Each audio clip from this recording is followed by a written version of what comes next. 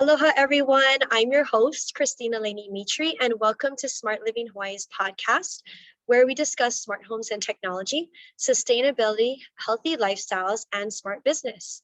Today, we'll continue our Sustainable Leaders series, and we'll have a talk story with Noel Morin, the leader of Hawaii Electric Vehicle Association and the Big Island EV Association.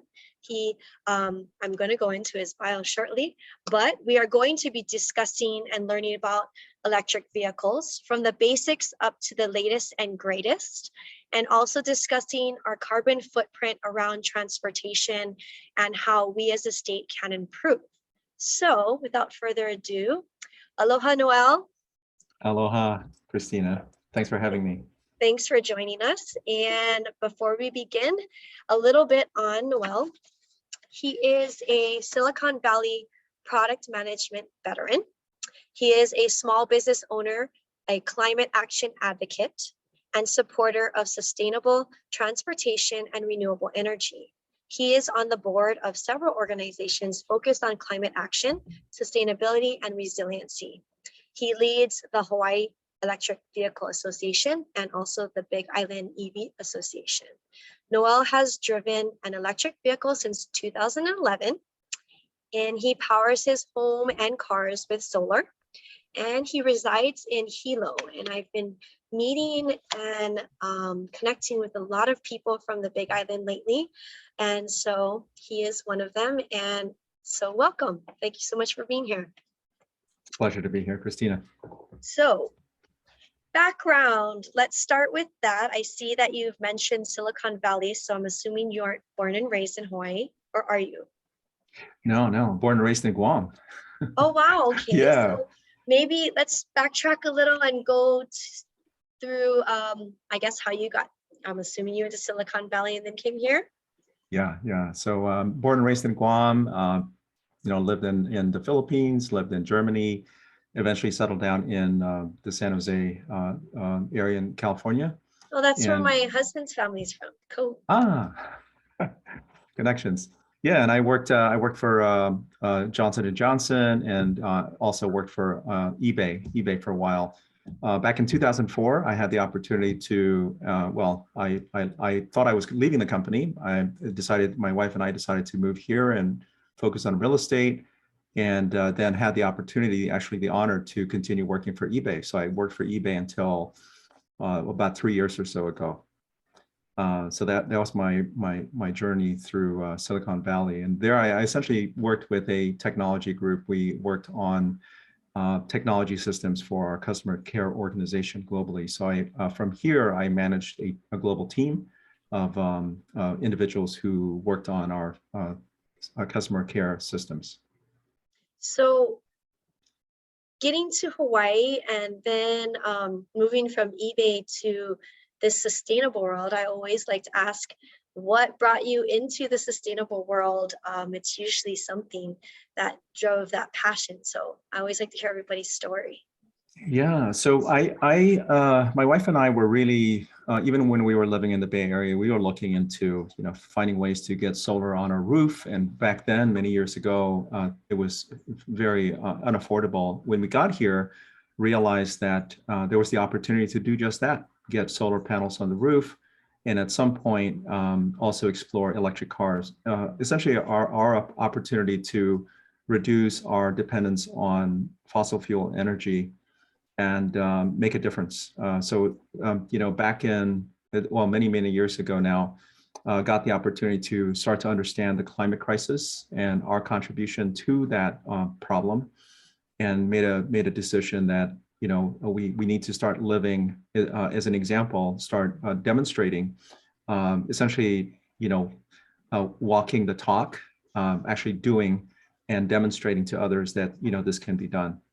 So it was a slow transition into this, but as I looked more and more into what was happening with the planet, it made it very clear to me that became very clear to me that we have to do something. And I believe every individual has the opportunity to make a difference.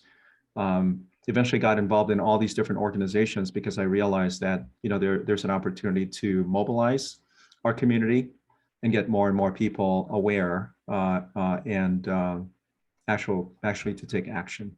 So Mhm. that's, it's been a slow transition into it, but I find that everywhere I turn, there's evidence of the need for action, and I do what I can to facilitate that action. Awesome. So from from where you're at on the Big Island, we here on Oahu, it's more of, I would say, like an urban core, and transportation and everything seems a little closer together, or walkability and things like that. So Mhm. I definitely want to ask, and maybe soon ask, about how it is on the Big Island with transportation and things like that. But before we dive into that, I wanted to, since our focus is electric vehicles, I wanted to start with maybe the electric vehicle side of things and how you got into that area, because I know there's a lot that you can do in renewable energy and helping your carbon footprint, and taking action. But what led you to electric vehicles, and what that means on the Big Island? Yeah, as an early adopter for technology, when the Nissan Leaf came out, well, the Tesla came out with the Roadster. It was really out of reach and very limited. When Nissan came out with the Nissan Leaf back in 2011, this was an opportunity for us. There was a state incentive as well as a federal tax credit that allowed it to be very similar to the cost of a Prius. So we decided, okay, let's get rid of our gas car and jump in and hop into a Nissan Leaf, and it served us very well. We were able to use it here on the east side. My wife was taking our kid to Volcano twice a day for preschool for a couple of years, and it worked perfectly for us. So we were early adopters, so there were a handful of other Nissan Leaf owners here on the island. And we decided to put together a small hui, initially designed to allow each other to help each other figure out charging and sharing tips on how to use the car, how to extend range. And eventually we realized, wait a minute, there's an opportunity for us to not only help each other, but actually get more people involved, get more people behind the wheel. If we're to do that, then we're going to start to see a demand for more of these EVs, and also public charging.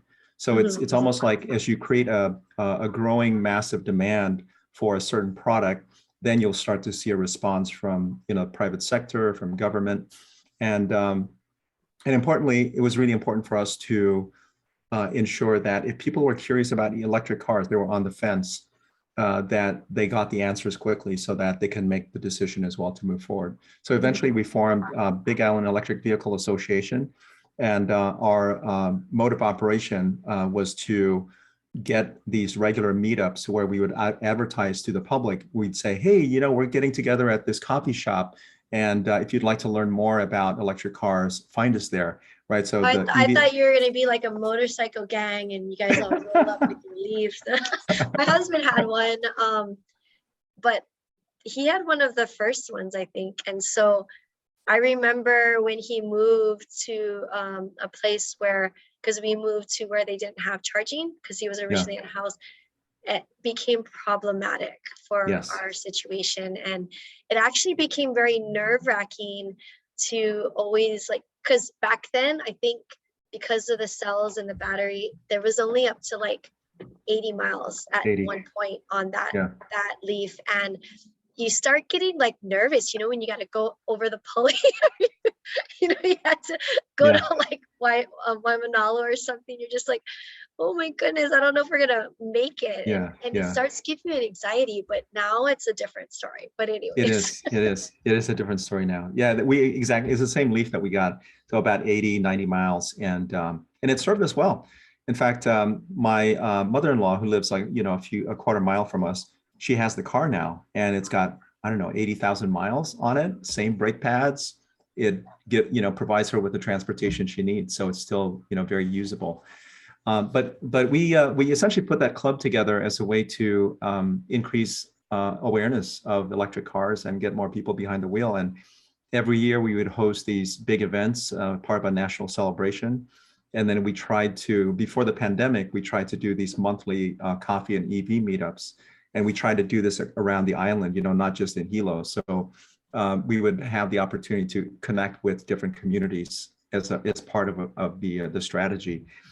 So that's been the journey with Big Island EV. And a couple of years back now, we decided, because there are all these different things happening on the other islands, right? So in Oahu, there's Tesla Hawaii Club, Kauai EV, and there used to be this Maui EV club as well. We said, let's join forces. So instead of trying to create all these different systems within each island, why don't we join and then share resources? If we can have a social media, presence, a website, share information, create a marketing campaign and share it across the different counties, and then importantly, allow for policy advocacy. So there are like 18,000, I think now, 18,000 registered EVs in the state.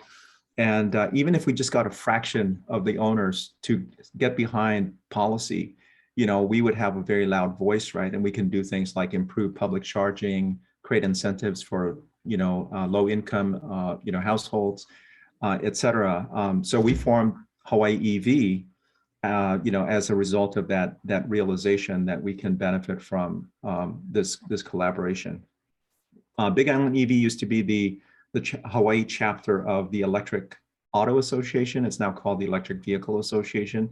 This is an organization that was founded in California back in the 60s, like 67, and they have national presence. So Big Island EV was the original chapter, and now Hawaii EV is the chapter. So we will work together with this national organization to help get the word out.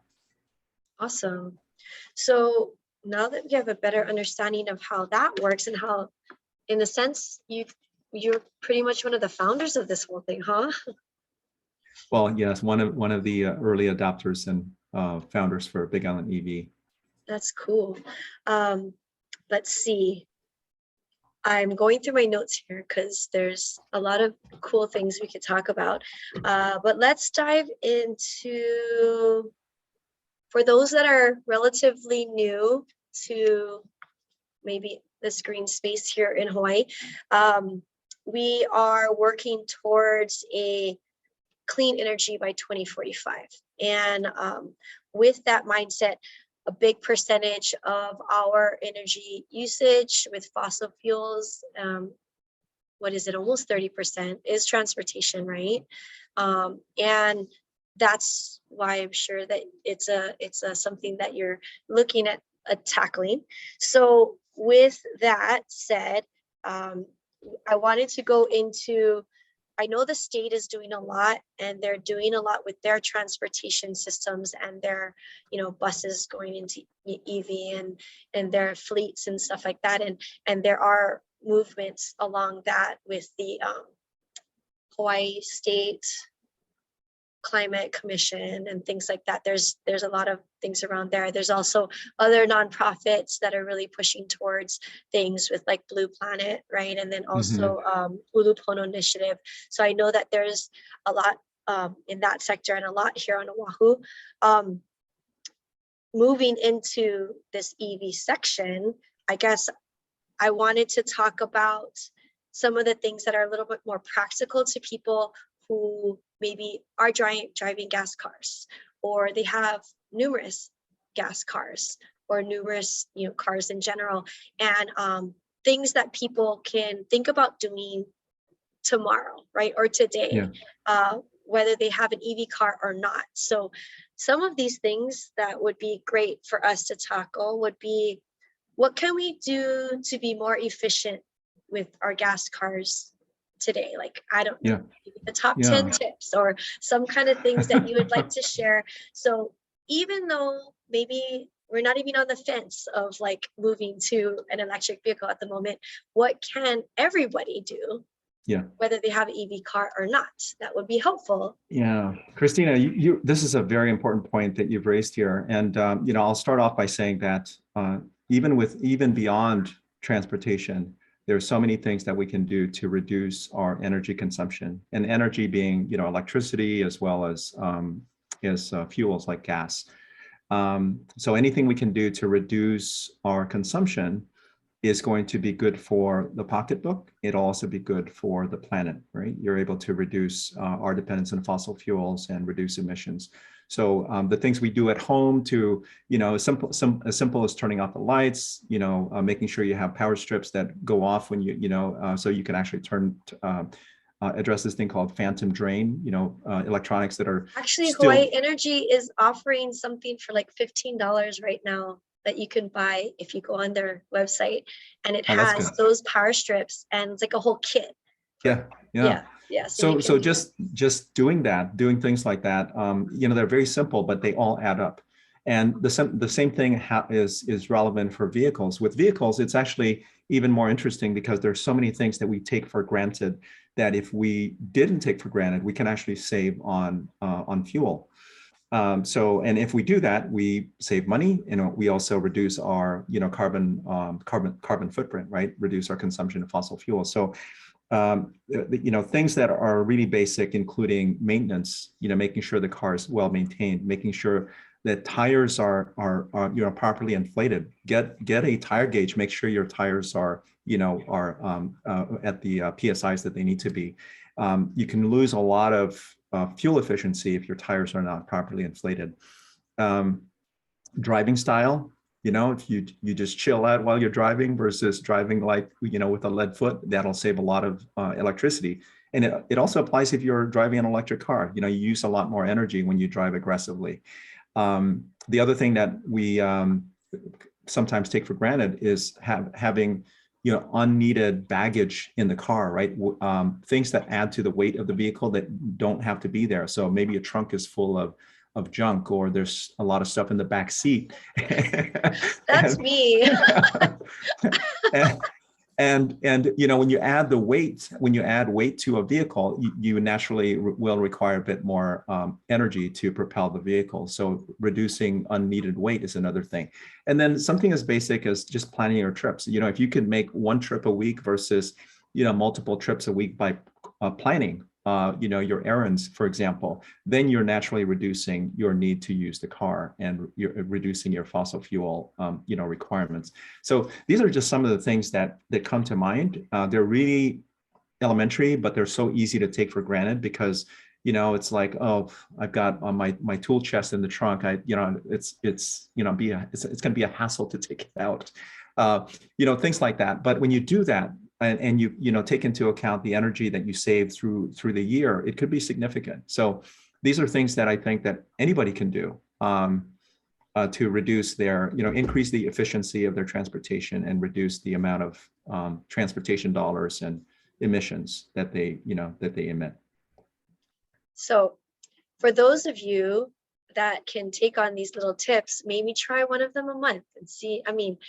I don't know, if you were to do maybe all of these things, you might see, you could probably track it and notice a difference. If you just do one of them, maybe not so much, but if you were to probably do all of these things and just go at it for a month, you might actually see a difference on how many miles you get per gallon. It's really true, right? Or how much you pay for gas, just track how much money, how many dollars you're spending each month on gasoline. Well, that just keeps going up with this Ukraine. True. Hard to follow that one. But so now that we've kind of tackled, okay, you might not plan on getting the EV anytime soon, because the percentage of EV cars to regular cars is like what? Is it less? It's 1%? less than 2%. It's less than, it's like 1.8% for the state. There are over 1 million cars, registered vehicles, and about 18,000 of those cars are electric. Yeah, so it's not a lot. And, so realistically, we're not looking at everybody moving over to an EV car tomorrow. So that's, that is how it is. But here's another thing that we can consider is how can we convince people that they don't need their second car or their third car or their fourth car. Yeah, yeah. Right? Because Or a if you car. say there's a million cars in Yeah, Hawaii, there's like a million people here. So it's like, I mean, yeah, even per kid, right? I mean, my 2-year-old in that sense is accounted for a car. yeah. So it's actually one other question that maybe can be added to that is, what can we do, or can we do without a car, right? Is it possible to, live here without actually owning a vehicle? And it's actually a very critical, discussion point, because when you think about the goal to decarbonize, you got a million cars out there. To try and translate that all into, or transition all of that into electric over, a decade, it's going to be very difficult to do. So one of the things that I think is really important to, and this has nothing to do with electric cars, is to figure out a way to reduce the need for a car to begin with. And in places like Oahu, mass transit, micromobility, access to bikes, electric scooters, having, transport systems where the first mile getting to the bus, and the last mile when you get to the bus getting to work or wherever that might be. If we do all of that, we have the opportunity to significantly reduce the need for cars. The other part of this is shared vehicles, or shared mobility, and this is where, and when you think about it, a lot of cars that we have just stay parked for most of the time, right?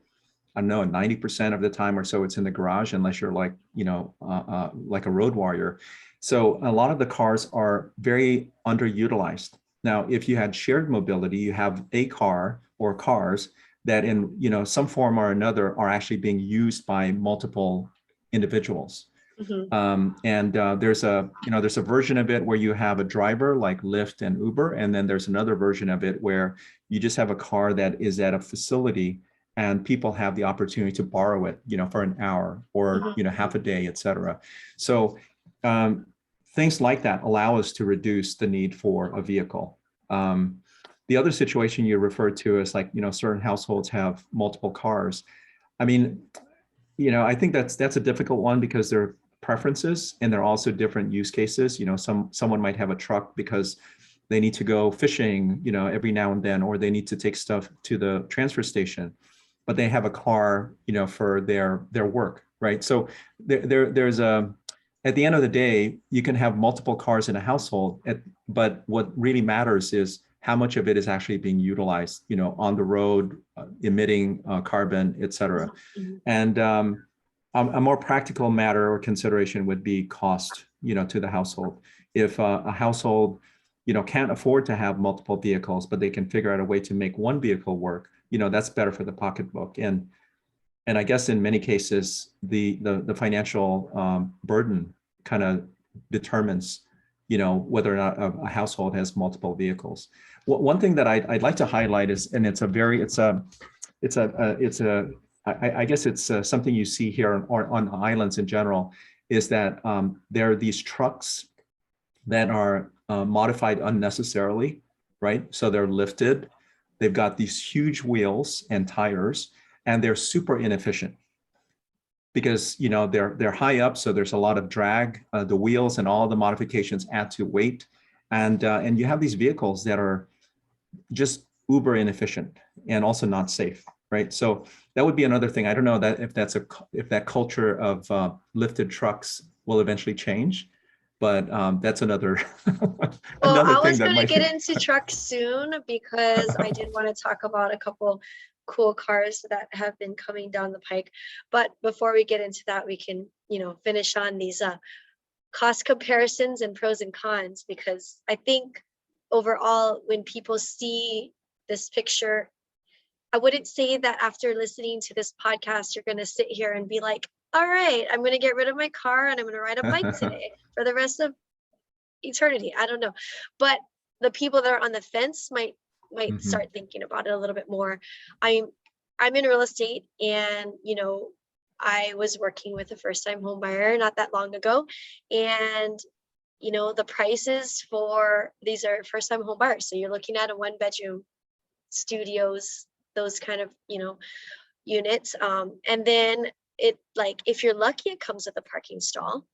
And when you have, you know, a couple that they're looking, they probably both have their own cars, right? So Mhm. then finding a place where they can park their second car is the biggest catch at this point. Like, well, where is this other car going to go? And I'm like, to tell them like, well, do you need the other car? It's like they start laughing. I'm like, of course I need the other car. And then I'm like, well, okay, well, then you have to stay in this area. If you don't, like, then it's like, well, we are looking further out because it's cheaper, because the prices Yeah, have gone up yeah, so high. So then they now have this commute, and then having that other car is kind of a necessity for them. And then there's no place to park that other car. And then you're like, well, you can move back into town and then look at that. But then the prices are high. It's like, it's this catch, right, that they have. And now there's even, there's properties for sale that are affordable housing, and there's studios or one bedrooms that do not come with parking. And guess what? They're still on the market and available for people that want them. But because it doesn't come with a parking stall, even though there's good transportation alternatives, they're still sitting on the market. So, there is a part of this that I think will start leveling each other out, especially with the alternatives that we're having in the younger demographic. But as of right now, how are you guys dealing with this, I guess, question for the Big Island? Because you guys have a lot of miles in between everywhere. Like, yeah. how that It, sale must not be an easy one.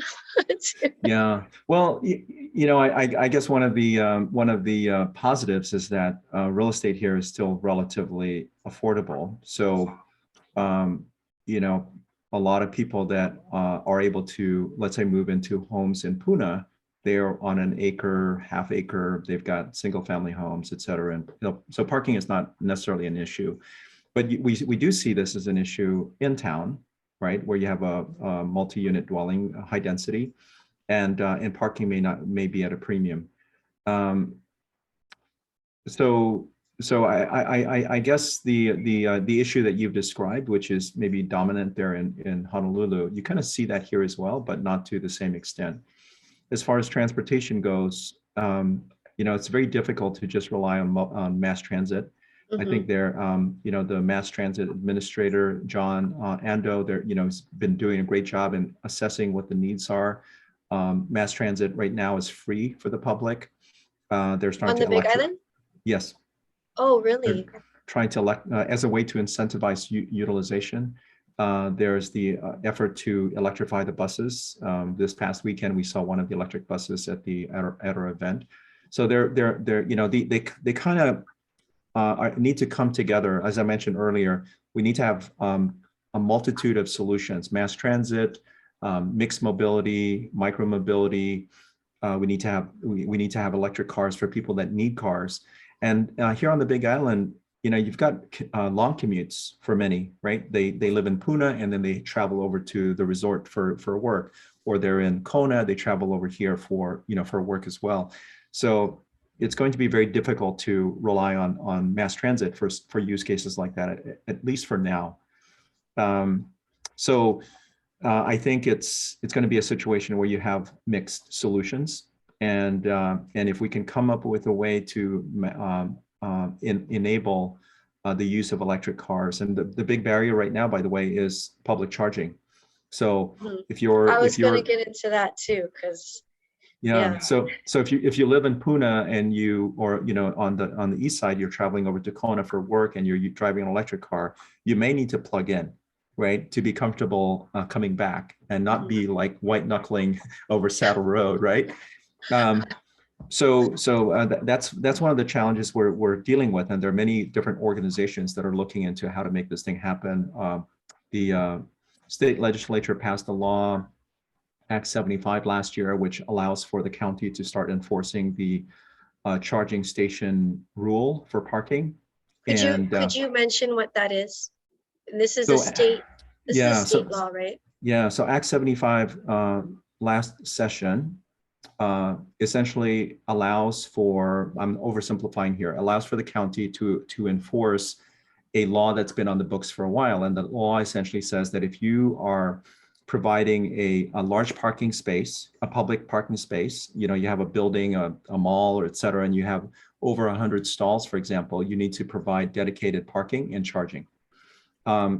However, the way, because there was nothing at the county level to enforce that, the implementation of that was very spotty. Some companies did it, some did not. The other thing that it didn't do, or it resulted in, is because they weren't maintained, a number of these charging stations are just not working. So the Act 75 requires the installation of the parking and charging, as well as the maintenance of the charging stations. So that's just for your county. Do you Well, know it's actually a state law, and each county needs to actually implement policy changes in their code to allow for this to be enforced. Now, Hawaii County, Heather Kimball is a councilwoman. She introduced Bill 120, and it's actually going through the process right now. In fact, it's going through the Planning Commission next week. Okay. This bill is going to allow for that law to be enforced here on Hawaii Island. And my hope is that once it's done here, it's precedent for the other counties as well. So the other counties will be able to implement the same thing. So I'm not sure how we got to this topic, but with that enforcement of that particular law, we will have, the hope is that we'll have more charging stations, not just being available, but also being maintained. So they're actually in working order. So since we are on the topic of charging stations, I did have, I don't know if it was I think it was an incentive for our island. I don't know on Oahu. I don't know if it was anything past Oahu, but we did have, and it sunsetted, I want to say in 2019 in June, but it was such an amazing perk to have an EV plug-in car with the EV license plate that I ended up getting a lease for. Actually, you were able to get an EV license plate on hybrids if they had a plug-in. So at the time, I ended up getting one, and it was just a lease, but my lease was going to come due when that was sunsetting. And so the perks are really awesome. I mean, we could park at the airport for 30 days for free. We could drive in the carpool lane with only one person. We could park at any of the municipal parking for free at any time without paying the meters. And that was a huge luxury. And I look back, especially being a realtor, I was like, every time you could drive up in places, it was like you could always get parking, not worry about the meter. But is there anything like that that's going to come up soon? Because I think that would definitely incentivize people to look at an electric vehicle. I don't think, do you guys have anything like that on your island? So the airport parking was a statewide thing, right? So that's been removed. And I think that maybe early on it was okay with just a handful of cars, but at some point it became couldn't scale, right? Yeah. It became a problem for people like just not having parking, and it became an issue, and especially in Oahu. And I think that was one of the triggers for foregoing that. But it was certainly a benefit that attracted a lot of people to electric cars. The HOV lane access that persists, that continues. I'm sure you know. So it is. I did not know that. Yeah, that's still available. And as far as parking in county facilities and state facilities where you have a meter, I'm not really sure, because whenever I go to one of these places, I just park and no one's enforcing them. But I have to look into. I have to look into that. I do know. I don't know if it was I don't recall if it was just Oahu or that one that I was. Because I remember reading something. I just can't remember if it was a state. No, it was here as well. It was here as well. Okay. The metered parking, public metered parking. you were exempted if you were an EV owner. I think that was removed, but here on this island, it doesn't seem to be enforced at all. So to answer your question, what other incentives can there be? And in this legislative session, there were attempts to. There is actually an attempt. It's still alive. Well, it's been changed. There was this bill that was supposed to provide purchase incentives for electric vehicles, but as it went through the process, it now is just limited to electric bikes and mopeds, and that's still going through the process. It's still, I think it's going through conference, and I think it's moving along. But moving forward, I think that the powerful incentives will be rebates, to offset the cost, not a tax credit, because if you're like in a low income, moderate income, it's not going to help. But if you had a rebate, a purchase rebate, that can help offset the cost of the vehicle. So I personally feel like for the transition to clean transportation to be equitable, we need to take a look at the situation with our low and moderate income households. And, if we're going to create an incentive, let's make sure that they are able to leverage it, right? Let's not make it a broad incentive where anyone can leverage it, because the, high income folks don't need that incentive. The other thing is public charging. To me, that's key. Like if you live in an apartment, a condo, a rental home where you can't modify, the carport, or there's no way to, plug in, you're going to need to rely on public charging. And if you don't have that public charging access, you're not going to be incentivized to drive an electric car. You might want to consider a plug-in hybrid, like you mentioned, right?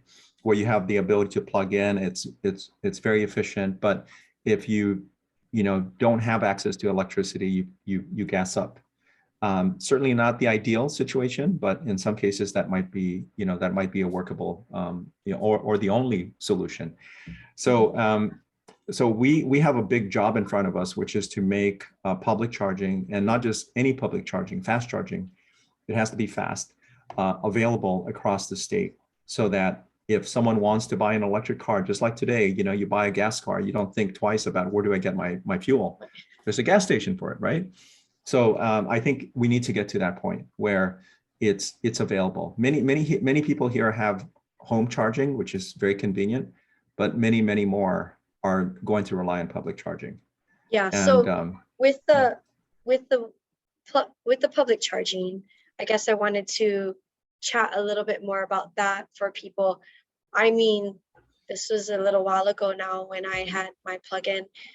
I was fortunate enough to have gas, so I would always look for a stall, and it was always full. And if I was driving and my husband happened to be driving too, he had to leave, I'm like, hey, I got a stall, come and take it. Because he needed it, I didn't, right? So I just ended up, there was very little opportunity for me to even plug in. So I have been around. I was just recently in San Diego, and I went to the San Diego Zoo, and they had all so their parking structures, there's no structures, just all outdoors.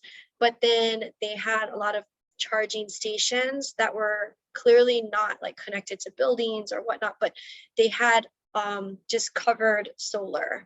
And I think I'm assuming that was, giving shade to all the cars that were parked underneath it, but also providing the charging energy for the cars that were, in those stall areas. I'm not too sure what the laws are in California, but I'm assuming that they probably have that too, where they need to have a certain amount of parking stalls.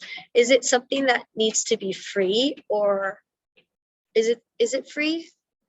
Or is it they can? Are you referring to charging, public charging? Yeah, charging. Yeah. And by the way, before I answer that, so going back to the California example, were these huge carports that have solar on them, or individual units with a solar canopy on top? I want to say there was a longer stretch of solar panels. Yeah. But you know what? I did take a picture, although we're on a podcast, but I will show you later. Okay. Yeah. The reason I ask is so there's a local company, Michael with Gree Invest. He brought over one of the ARC EV chargers from the mainland and installed it at the Hawaii Community College. And it's a standalone system. It's not connected to the grid. So you have the solar canopy and it tracks the sun. So it maximizes energy and a charging station. So you just drive up like any charging station, you plug in and you're able to charge your car. You're essentially charging just off of solar completely. So I just wanted to say that that solution is already here. You know, it's here, and because there's no grid tie in situations where you don't have the infrastructure. You know, you're at a beach park or like here on Saddle Road. Yeah, over you guys. Yeah. Just plop that down. No, no infrastructure, and you have a charging station. How long? I mean, does it actually generate enough? Because I mean, to charge cars, it's actually takes up a pretty good amount of your like electricity bill if you do not have solar. I don't know how much do you think it adds to your electric bill if you don't have solar? I mean, if you're charging your car off it every night. Well, that's a good question. What is the rate? 35 cents a kilowatt hour, something like that. And you just take a look at your battery size, how much, how much of your battery pack you're needing to fill up. I mean, one thing I should note is that when we drive an electric car, we don't drive it all the way down to zero. We usually keep it between 20 and 80% charge. So when we come home, we just plug it in and maybe it goes from 70 back to 80, right? We rarely charge it all the way to 100. It's not good for the battery. So to answer your question, it really depends on how much you drive, right? And how much of that battery you need to replenish with each plug. But you multiply your energy rate, 35 cents or something like that, with the size of your battery pack. It could be a 90 kilowatt hour or 100, and that will be the cost to fill it up completely from zero. But again, you never do it from zero. It's usually 60%, 50%, and then you bring it back up to 80%.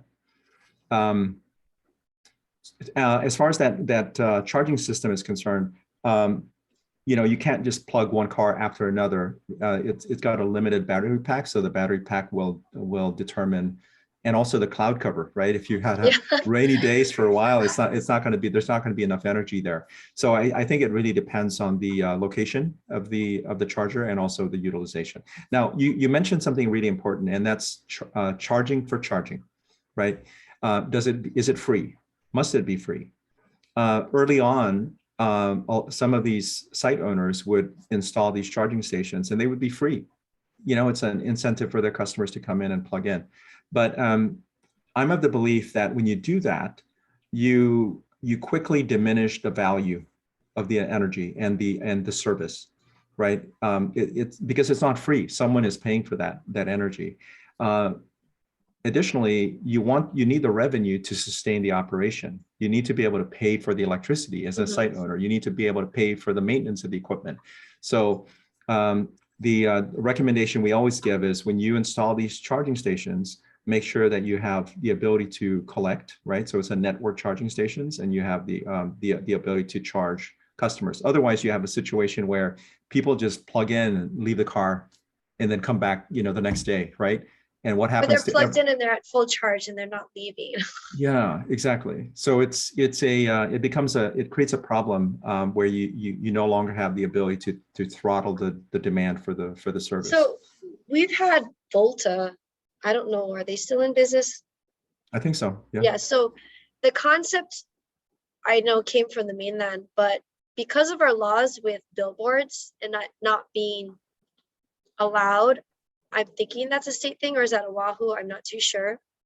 Like that was an issue with Volta where they can have that sign up and people can pay that electricity bill because they're advertising their business. So they're really paying a marketing advertisement fee to be on that screen.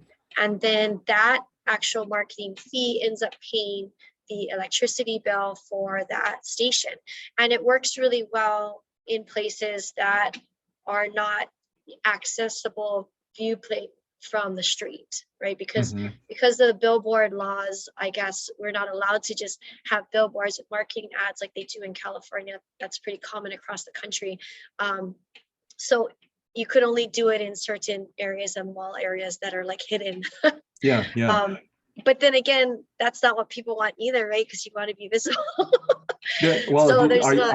are they doing that currently in Oahu, Yeah, so they Volta? have it, and it's been Oh yeah. there from the get-go. I mean, in certain places like Howard Hughes, for example, in Ward Village, that was one of the number one like locations that you always have free parking, for plugins.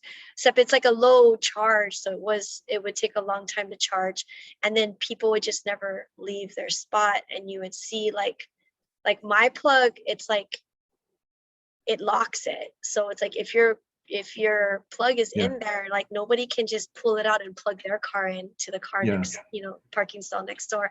Although other ones you could, but for the lot of people, they would just be plugged in and then like they wouldn't ever leave.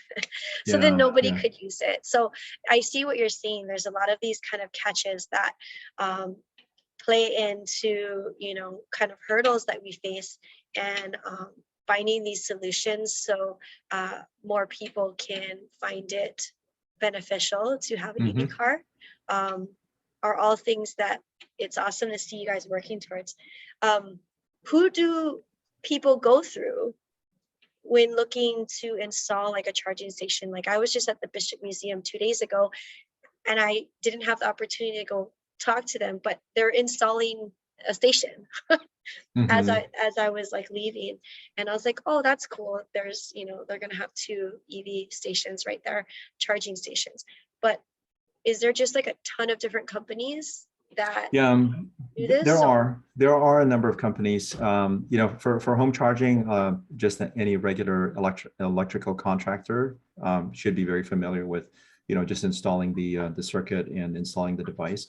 But for the public charging, there are Yeah, companies like Aloha Charge and EverCharge. I'm sure there may be more, but they are they are very familiar with the equipment. And also the work with local contractors to get the equipment installed. So it's an electrical device. If you have infrastructure that needs to be brought to the site, like trenching from the building across the parking lot to where you need the charging, it's almost like a standard type of work that contractors would be able to deal with.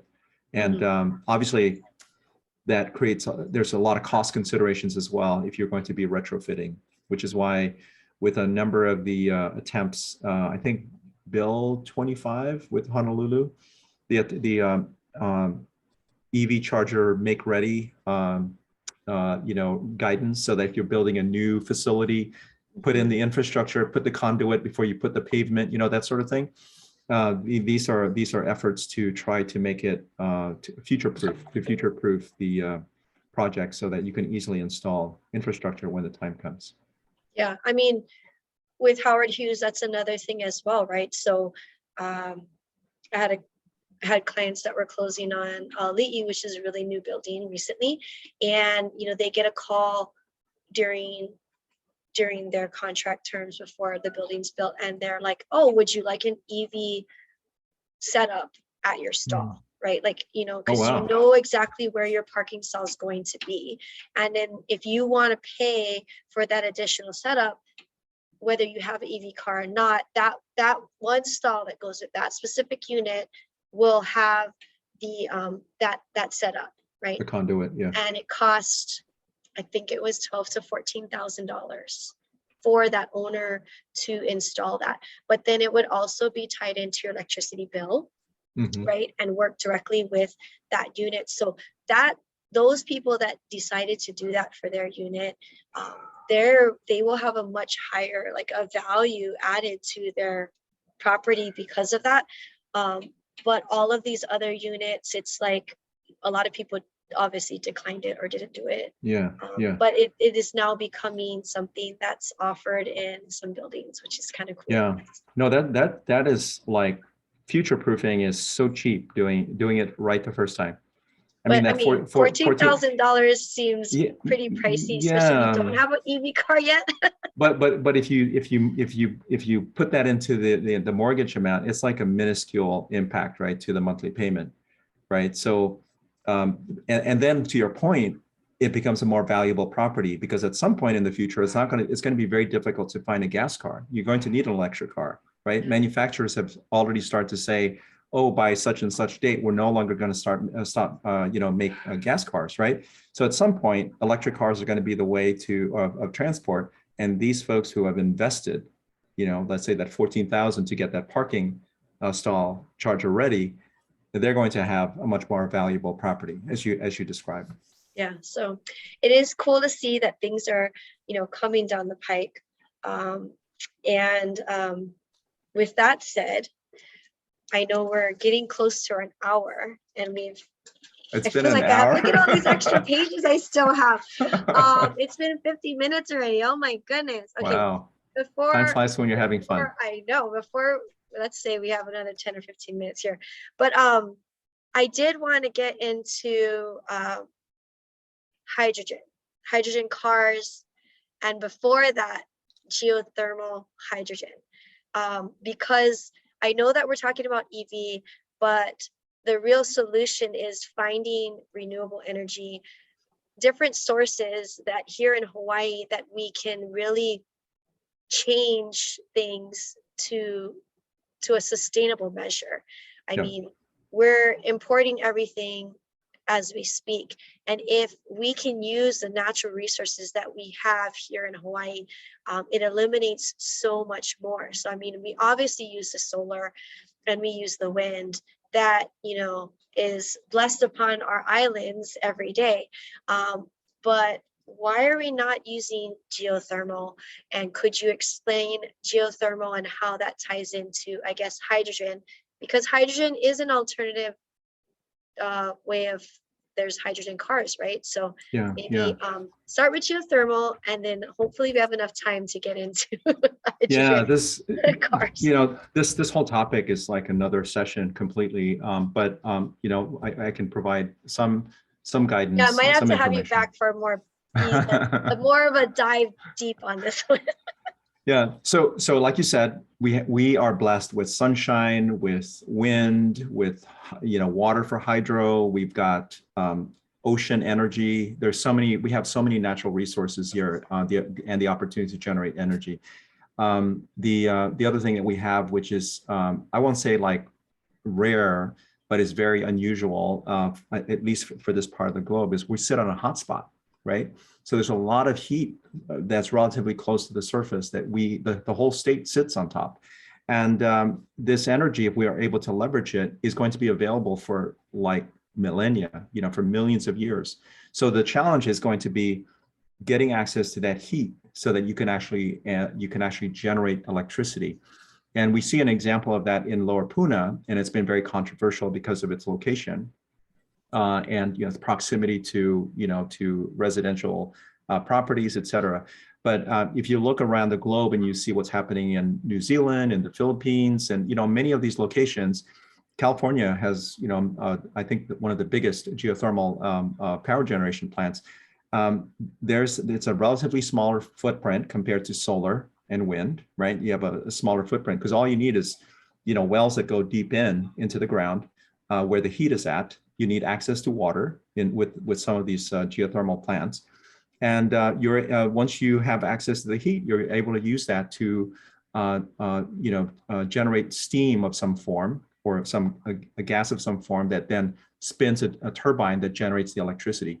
So once you get to that point, you have this almost infinite access to energy. The challenge is it's difficult. You need a lot for a developer to come from wherever to say, okay, we want to provide Hawaii island or the state with geothermal. There's a lot of exploration. There's a lot of bureaucracy and process and EIS, a whole bunch of different processes they need to go through. So but the main stumbling block is finding the sources, right? Because we sit on a hotspot, but you can't just drill anywhere. You need to be able to drill in places where it makes sense, where there's a concentration of heat at the surface, where there's access to water. Now, UH has done a lot of research on this over the past, many years. They've identified multiple locations on the Big Island, not just in Lower Puna. They've even located a place in Lanai where there's access to geothermal.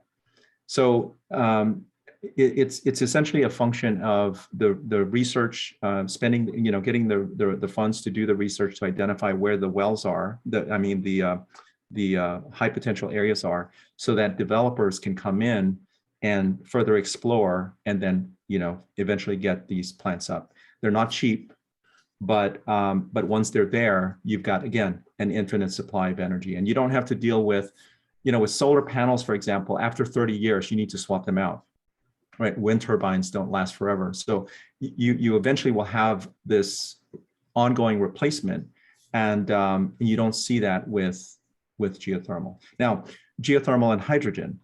Hydrogen, there's a lot of hydrogen being produced right now around the globe, but most of it, like 99% of the hydrogen that's being produced, is from fossil fuel, from coal or natural gas. For hydrogen to make sense for the planet, it has to be green. And what that means is it is created using electricity that is produced through renewable energy. Okay. But not just any renewable energy, it has to be cheap. It has to be very affordable, right?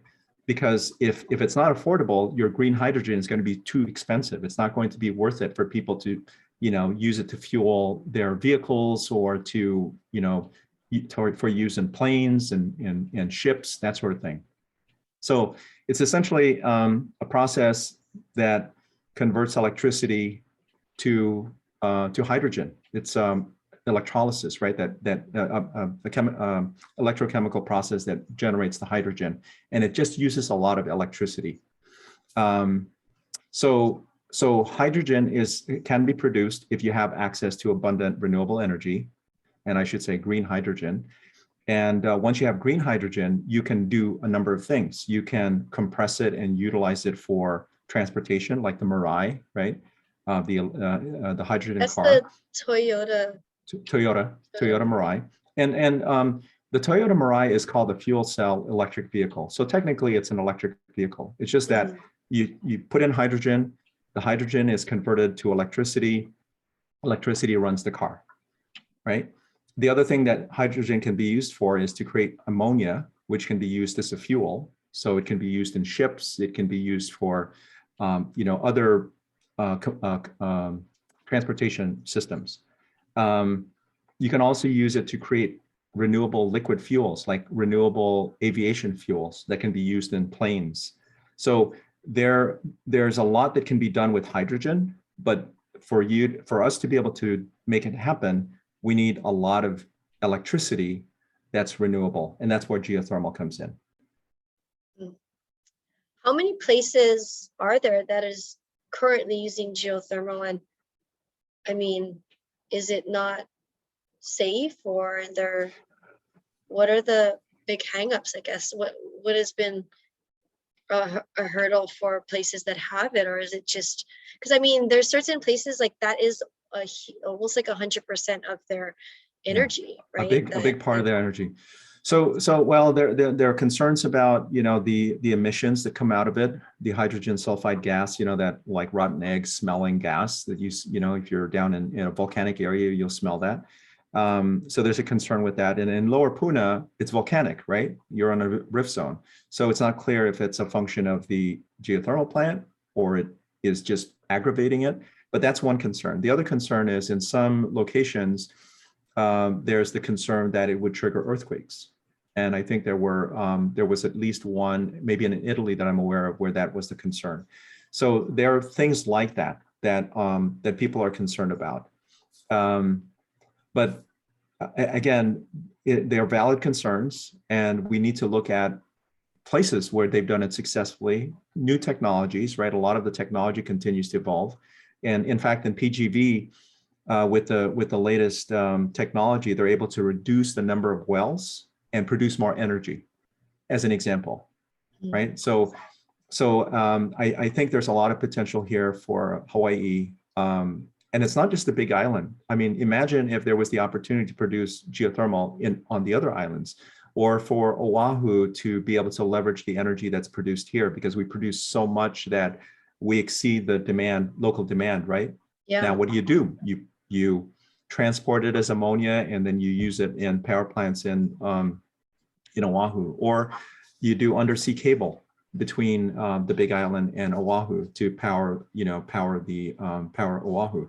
I mean, that's where the most of the energy is being used, right? You've got Pearl Harbor, you've got most of the cars are there, you've got most of the population there, you've got the biggest hospital in the Pacific. A lot of the energy consumption is there. So we need to figure out how to. I mean, to me, that's the challenge for decarbonization is Oahu. Yeah. Big Island can, and the other islands, we can produce the renewable energy that we need, but we need to figure out how to support the rest of the state, including Oahu. Yeah, and I think every island has their own uniqueness to contribute to the state, and us getting on the same page and figuring out what those gifts are from each island and what makes the most sense is what we should be working towards, versus being so segregated as counties. So that's what I'm always hoping for. And I mean, Oahu is a city island, and I think all the other islands and our islands would like to keep it that way, right? So all you guys don't have an influx of what we see here, but there's so much that the Big Island can offer, not even just on something like geothermal, but just a lot of growth and planting and farming, and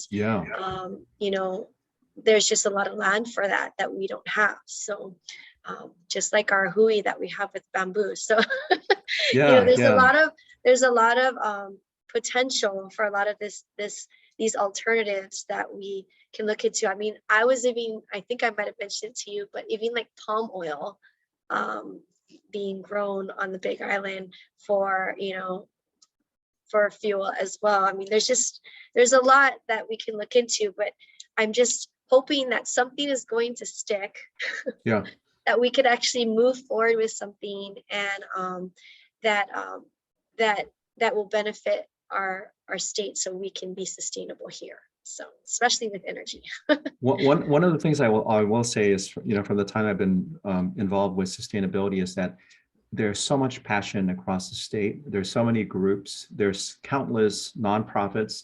There's so many people that want to make a difference. And one of the opportunities I think we have is to figure out a way to know each other so we can collaborate, right? Instead of like 3 or 4 different groups trying to do the same thing, learn about what these groups are and then combine forces so that we can actually magnify our impact. So there's a lot happening here, which is a very powerful thing. And I think that if we can find a way to collaborate more, we can make a bigger difference faster. All right. Well, our time is just about up. The 2 things of the cars that I was wanting to talk about, because everybody's been talking about trucks lately, was the F-150 wait list on that one, and the Rivian. So your thoughts real quick, because people have been asking about cars, utility cars or trucks, because gas is just going skyrocket, and people are now like looking at this as a serious alternative when they never did before. And it's not necessarily because they're green, it is their green, right? Their money that they're concerned about. Yeah, good. Nice pun there. So you're right. The Ford F-150 Lightning, high demand for that car. Their target production is like 200,000, and they essentially stopped taking reservations because they got just so much demand. So there is going to be a wait for those cars to eventually land here in mass, and they've started to they've launched it officially, right? This past week there was the announcement, so we're soon going to be seeing those trucks on the road.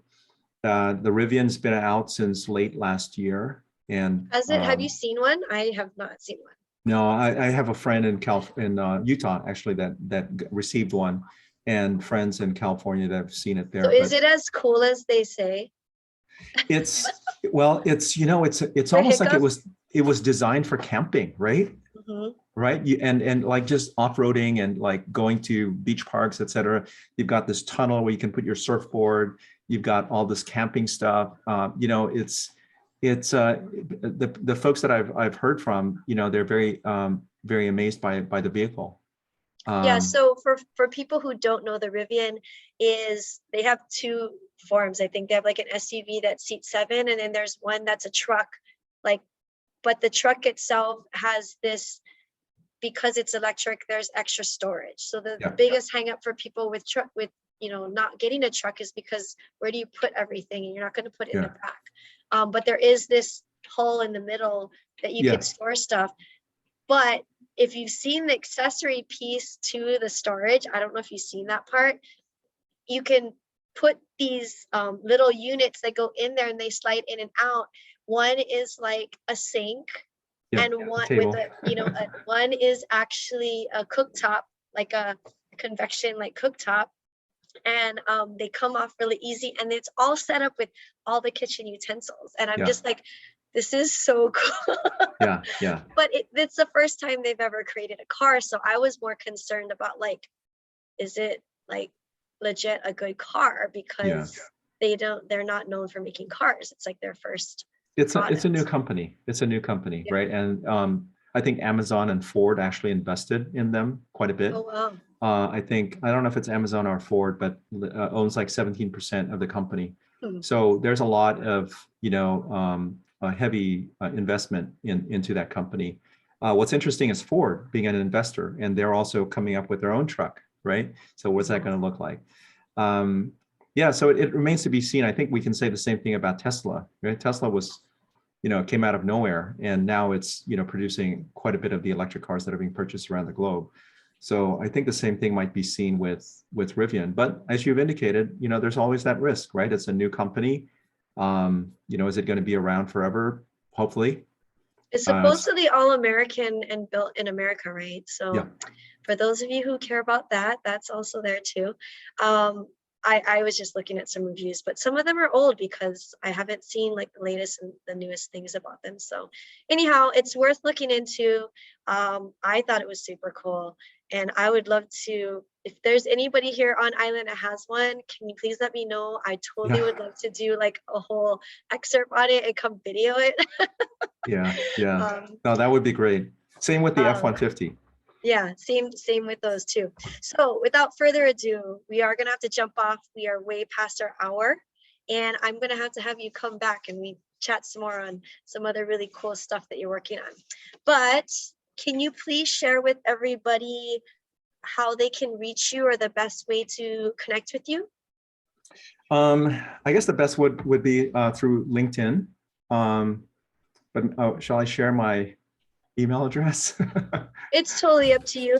But if you do want to find him on LinkedIn, just look him up. It's Noel Morin. So Noel Morin.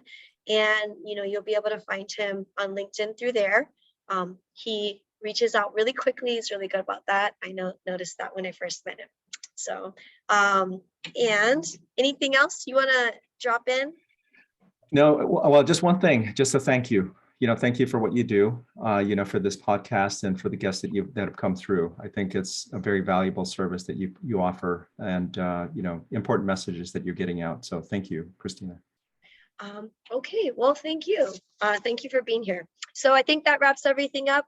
Thank you so much for being here today. And don't forget to subscribe to our podcast. You can check us out at www.smartlivinghi.org. Under podcasts. You could also follow us on Instagram and also on Facebook, like us there. And until next time, live smart. Mahalo, everybody. Aloha. Take care.